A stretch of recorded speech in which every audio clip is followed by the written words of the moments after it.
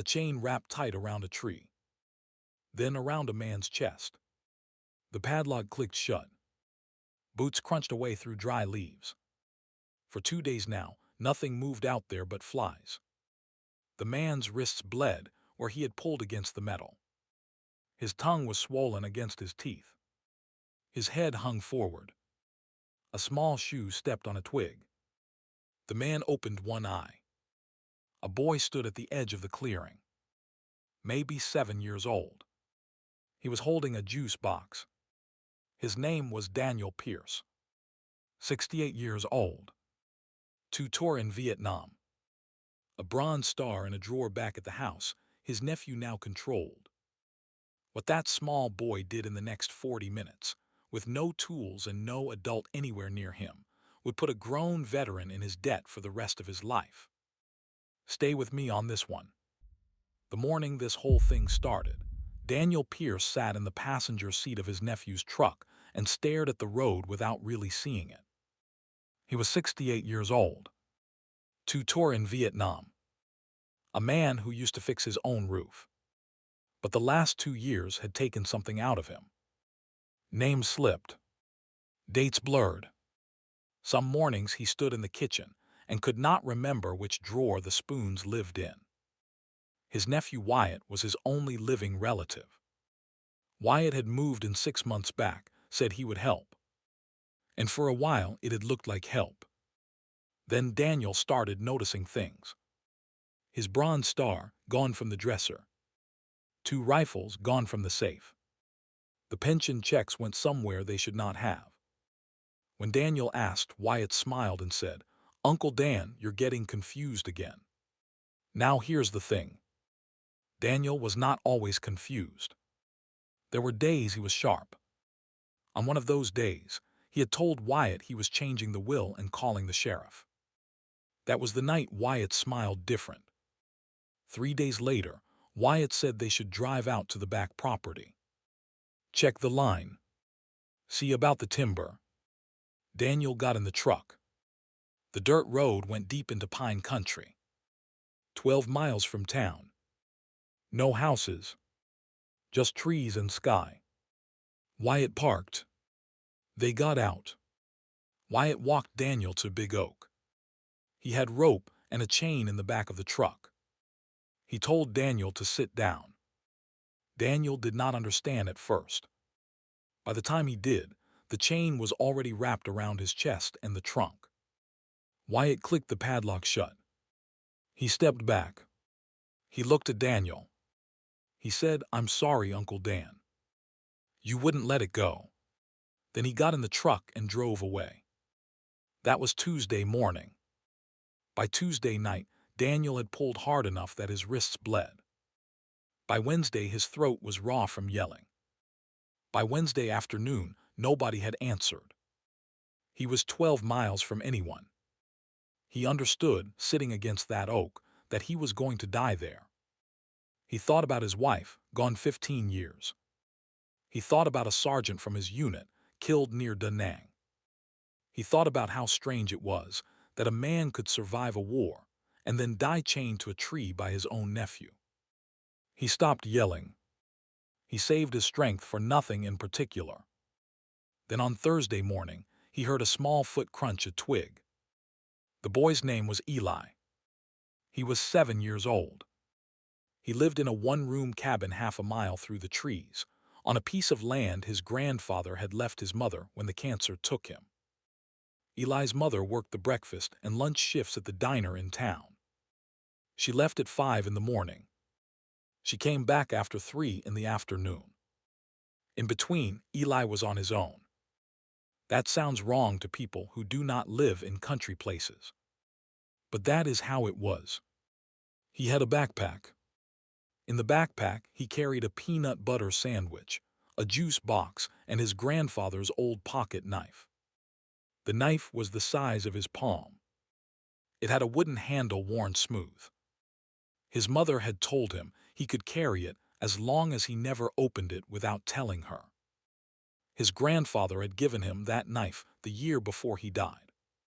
He had told Eli that a man kept a knife not to use against people, but to fix things and to free things. Eli did not entirely understand what he had meant.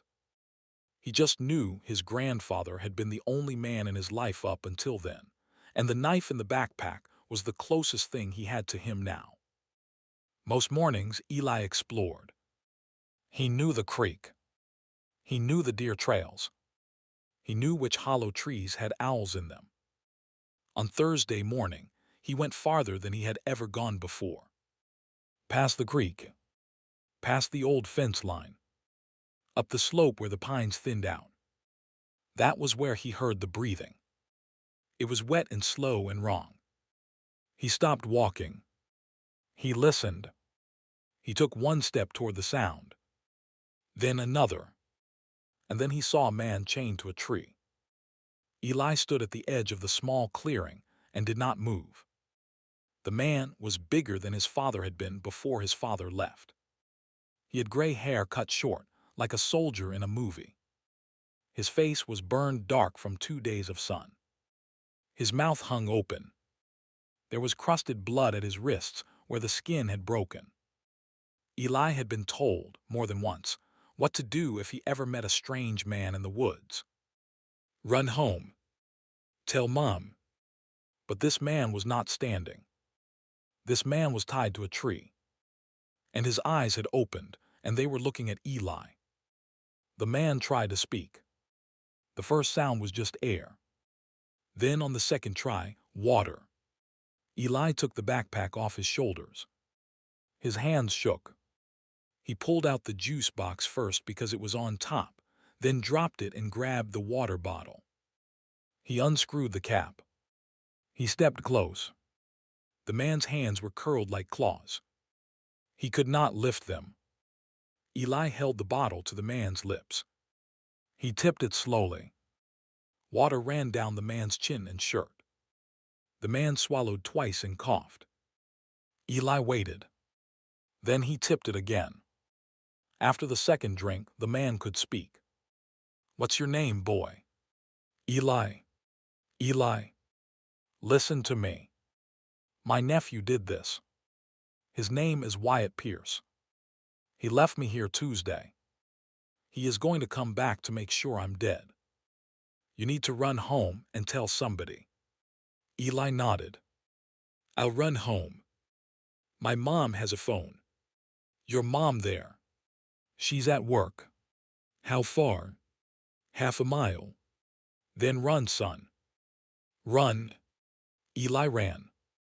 He ran the way a child runs when something is bigger than him, and he does not yet know what to do with it. Branches cut his face. He fell once and got up. He hit the cabin door at full speed. Inside, the cabin was empty. His mother's old cell phone, the one she said he could only use for emergencies, was not on the kitchen counter where she sometimes left it. She had taken it. Of course she had. She always did. He picked up the cordless phone on the wall. There was no dial tone. The phone company had cut them off 3 months back when his mother could not pay the bill. He knew that. He just hoped for 1 second that he had been wrong. He stood in the kitchen and his chest heaved. He thought about running to the next house. Mr. Haverson's a mile up the road. Mr.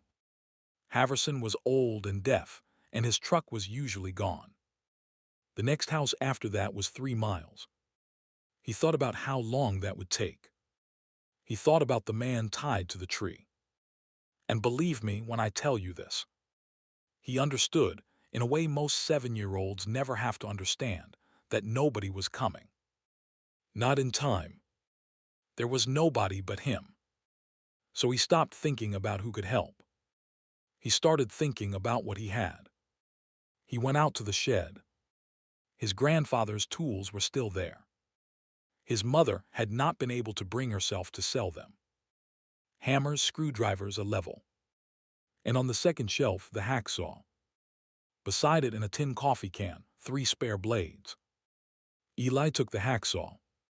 He took the blades. He took the work gloves that were too big for his hands. He took a hammer because hammers seemed important. He went back to the cabin and filled a big plastic jug with water. He grabbed his mother's old wool blanket from the couch. He grabbed a sleeve of saltine crackers and the rest of the peanut butter from the jar. He put it all in his backpack and a grocery bag. The grocery bag handles cut into his fingers. He ran back toward the woods. He did not run as fast as before. He could not. The bag was heavy. When he got back to the clearing, the man's eyes were closed. Eli set the bag down. He shook the man's shoulder. Mister, I'm back. The man opened his eyes. They were wet now. You came back. I came back. I have water. And I have this. He held up the hacksaw. The man stared at it. He laughed once, a broken sound that turned into a cough. Boy, that's a chain. You're 7. I'm almost 8. Eli, listen. That chain is hardened steel. A grown man with a fresh blade and 2 good hands could spend an hour on it. You are going to wear yourself out.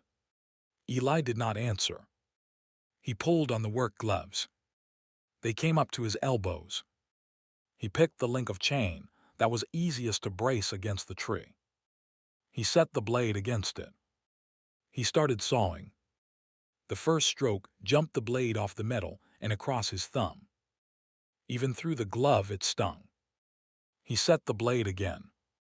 He held it tighter. He started over.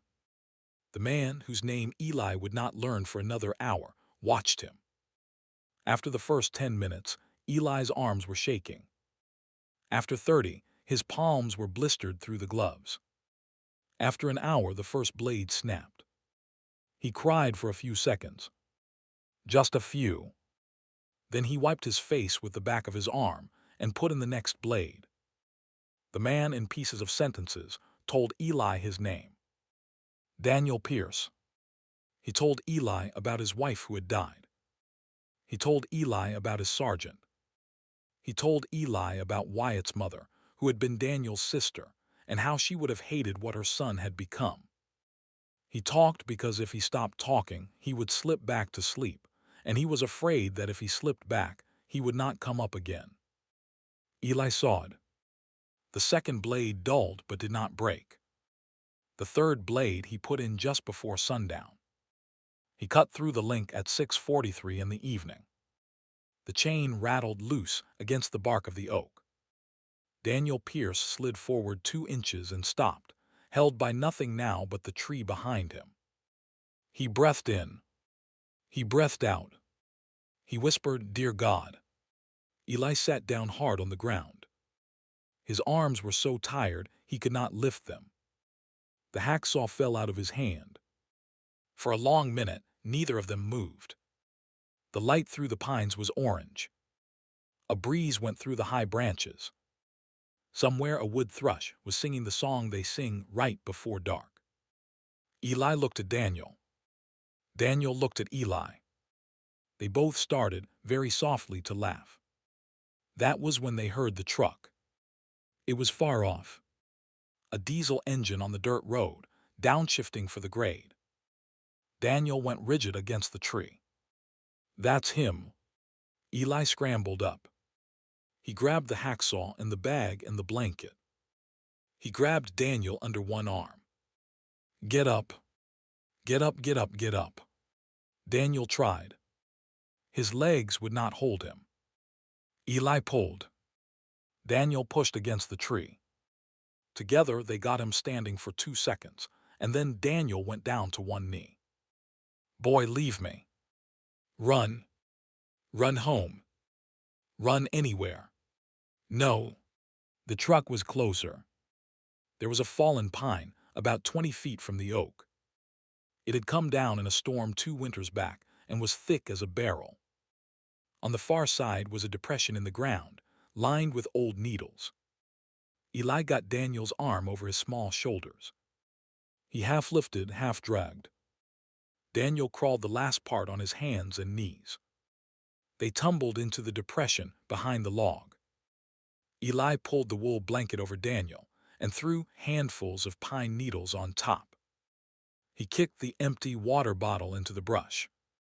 He tried to hide the chain on the ground, but there was no time. He grabbed the hacksaw and slid back behind the log just as the truck stopped on the road. A door opened. A door slammed. Boots threw dry leaves. Eli flattened himself against the log. He could see through a crack in the bark. A man came up the slope. Heavy build. Beard. A baseball cap. He walked the way a man walks when he is not in a hurry because he believes he has plenty of time. He walked into the clearing. He stopped. He looked at the oak. The chain was on the ground. The padlock was open beside it. Uncle Dan. The voice was not the voice of a man who expected an answer. The voice was the voice of a man checking something off a list, and the list had just gone wrong. Wyatt turned in a slow circle. He saw the empty water bottle in the brush. He saw the hacksaw blade fragments on the ground. He saw a small footprint in a patch of soft dirt. He stood there for a long time. Then he reached around behind his back, under his jacket, and pulled out a black pistol. Eli's heart stopped. This was not what Eli had thought. Eli had thought it was about a chain. About a mean nephew. About being mean to an old man. Now there was a gun. Now it was about something else. Wyatt turned the gun in his hand. He spoke not loud, like a man talking to himself. "Come on out, kid." "Silence. I know there's a kid. I see your foot in the dirt." "Silence. I'm not going to hurt you. I just want to talk to you and your old grandpa. I'm going to count to 5. Then we're going to have a problem." 1. Behind the log, Eli put his small hand over Daniel's mouth. Daniel had begun to make a sound deep in his chest. Eli pressed harder. Daniel went quiet. 2. The pine needles itched. Eli's leg cramped. He did not move. 3. 4. Wyatt walked closer to the log. 5. He stopped at the log. He looked over it. He could not see Daniel under the blanket and needles. He could not see Eli pressed against the bark. But he saw the trail. Eli, dragging Daniel, had broken twigs and moved leaves. The trail led right to the depression behind the log. To anyone looking close, it was as clear as a printed map. Wyatt was not looking close yet. He was looking at the trail going the other way, the trail Eli had made hours earlier, running home for the saw, then running back. Eli's small running feet had broken a path that led down the slope, through the trees, in the direction of the cabin. Wyatt smiled. The kind of smile a man smiles when he thinks he understands. "Boy, I see your tracks. You ran home. Smart boy. I'll go say hello to your mama and we'll wait together." He turned. He started down the slope, following the path of broken twigs. Toward the cabin. The boots crunched away through the trees. Quieter. Quieter still.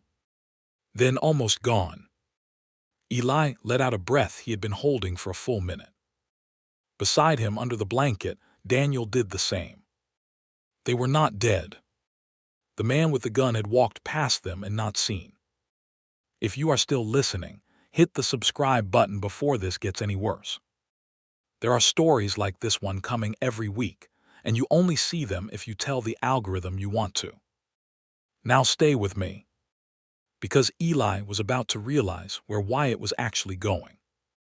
Toward where Eli's mother might come back for her lunch break in 20 minutes. He took his hand off Daniel's mouth. Daniel was breathing hard. "He's going to your house." "I know. Boy, your mama." "I know." Eli's mind was moving in a way it had never moved before. Faster than fear. He thought about the cabin. about his mother, about the road, about the time on the clock. He turned to Daniel. There's a logging road on the other side of the ridge. My grandpa told me. Trucks go on it Thursdays. Today is Thursday. How far? I don't know. Not far. I have to try. Daniel grabbed Eli's wrist. His grip was weak, but it was there. Eli, he has a gun. If he sees you running, he shoots you. Then I won't let him see me. Daniel held the wrist for one more second. Then he let go. Go, son. Eli went. He ran in the opposite direction Wyatt had gone. He went up the slope. He went across the ridge where the pines were thinner and the going was rocky. He fell. He got up. He fell again. A branch caught his cheek and tore it. Blood ran down to his collar. He did not slow down. His mother had told him about the logging road. His grandfather had told her before he died, when she was a girl. The road came up from the south end of the county and ran along the back of the ridge. Logging crews drove it Thursday and Friday in the cool months. Eli came over the top of the ridge and started down the other side. The slope was steep. He went mostly on his backside, sliding from tree to tree. Halfway down, he heard it. An engine. Big. Slow. He ran the last 200 feet without breathing. He came out of the trees onto a wide gravel track. The truck was passing right then. A white cab. A long flatbed loaded with logs strapped down with chains. Eli ran into the middle of the road and waved his arms over his head. The truck did not see him fast enough. The bumper missed his shoulder by maybe 2 feet. The brakes hissed. The whole truck shuddered to a stop 40 feet up the road. The driver door flew open.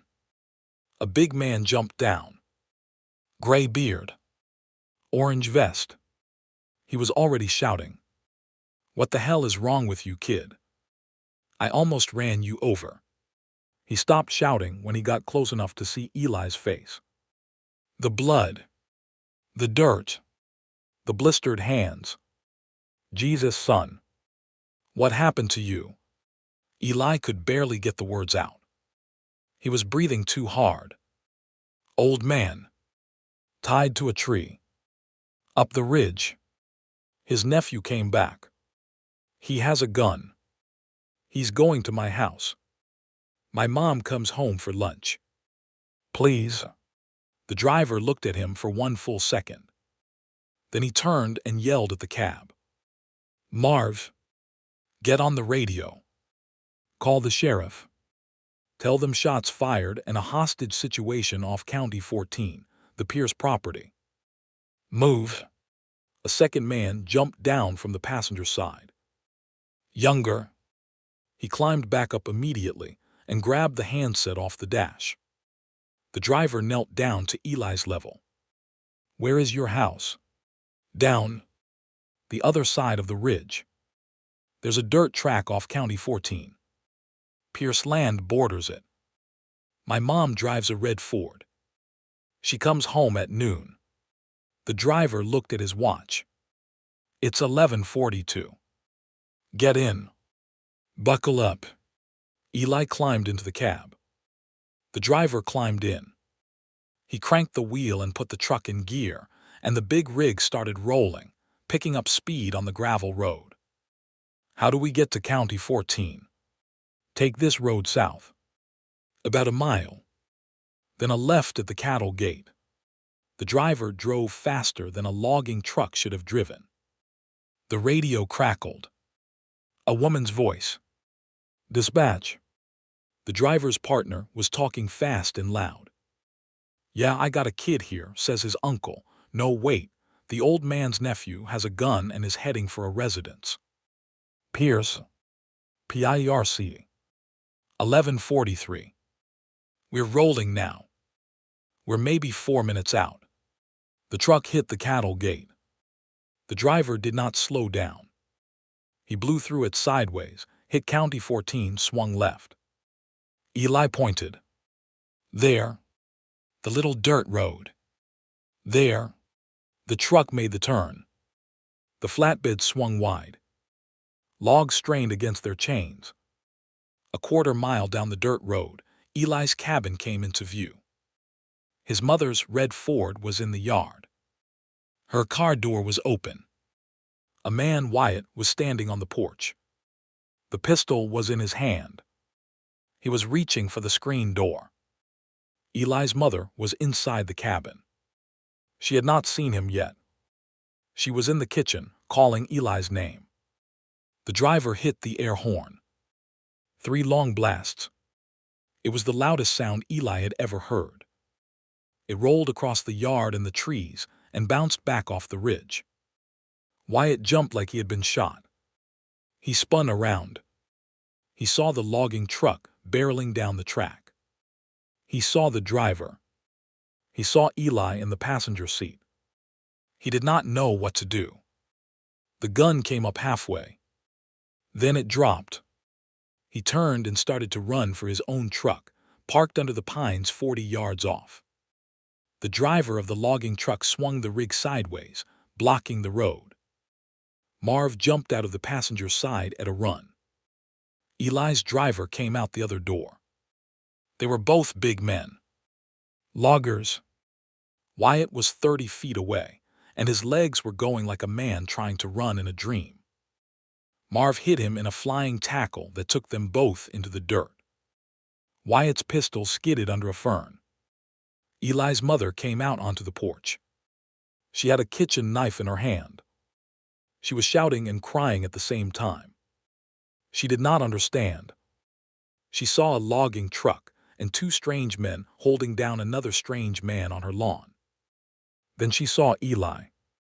Eli got out of the cab. He was small and he was bleeding, and he was holding a hacksaw in his right hand because somewhere on the way down the ridge he had forgotten he was carrying it. She ran. She covered the ground between them in 3 steps. She fell to her knees and grabbed him and held him against her chest so hard he could not breathe. In the distance, a siren started. Then another. 2 sheriff's vehicles coming up the county road. It was 11:47 in the morning. It was over. Daniel Pierce spent 4 nights in the county hospital. He was dehydrated to the point that his kidneys had nearly given out. His chest was bruised from the chain. He had pneumonia from sleeping in the cold for 3 nights. The doctor told him later that another 12 hours would have finished him. On the 2nd day in the hospital, a deputy brought Eli and his mother in to see him. Eli stood at the foot of the bed and did not say anything. His hands were bandaged. There was a line of butterfly stitches across his cheek. Daniel looked at him for a long time. "What's your name again, son?" "I'm sorry. I keep losing it." "Eli. Eli." The old man tried to sit up. The nurse pushed him gently back down. He waved her off. "Eli. Come here, would you?" Eli went around to the side of the bed. Daniel reached out with one hand. The IV taped to it. He took Eli's small hand very gently. "Son, I want you to listen to me. I'm an old man, and I don't have a lot of words left in me today. So I'll only say this once." Eli waited. "I have been afraid of dying for a long time. Not because I didn't want it exactly, but because I thought I would die alone. I thought the last face I'd see would be my nephew's face, and that would be a bad thing to take with me." Eli nodded, even though he was not sure he understood. "You came up that hill. You did not have to come up that hill. You did not have to come back when you saw what I was. Most grown men would not have come back. My mom said you have to help. Your mom raised you right. You tell her that for me." Eli's mother, standing in the doorway, made a small sound and pressed her hand to her mouth. Daniel kept hold of Eli's hand. "You are 7 years old. Almost 8. Almost 8. And you saved a man's life with a kitchen blanket and a hacksaw. I want you to remember that you did that. When you grow up and you doubt yourself, and the world tells you that you are too small to do something hard, I want you to remember that you sawed through a hardened steel chain because there was a man on the other side of it who needed you. Eli looked down at the floor. It wasn't that hard. Daniel laughed. It hurt his chest, and he laughed anyway. The trial was 4 months later. Wyatt Pierce was charged with attempted murder, aggravated assault, abuse of an elder, and financial exploitation. He pleaded out and got 22 years. The prosecutor said in court that the only reason it was attempted, and not actual, was a 7-year-old boy. The local paper ran the story on the front page. Then a wire service picked it up. Then a morning show called. Eli's mother said no to the morning show. She said Eli had been through enough. Daniel had nothing to come home to. Wyatt had emptied the house and sold most of what was in it. What was left was a foreclosure notice and a dog that had run off. The bank took the property in the spring. Eli's mother did not say much when she heard. She just drove out to the hospital on the day Daniel was discharged and brought him home to the cabin. There was a small back room that had been her father's. It still had her father's bed in it. She made the bed up with clean sheets. Daniel lived with them for the rest of his life.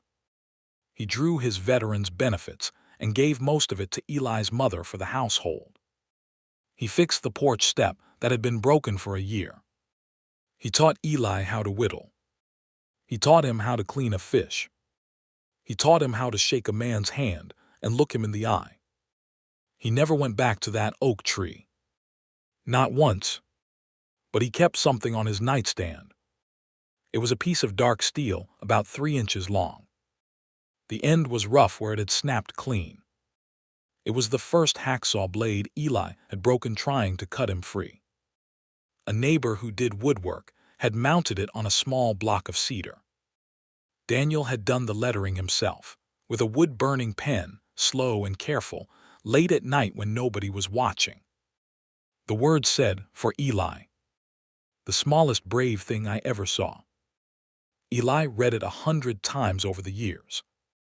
He read it the day he turned 10, and the day he turned 16, and the day he came home from his first year of college. He read it on the morning his mother called and said Daniel had passed in his sleep, peaceful, 81 years old. He kept the cedar block.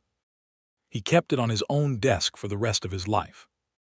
People asked him sometimes when he was a grown man, and the story had become a small local legend, how a child could do what he had done. They asked him where the courage came from. Eli always answered the same way.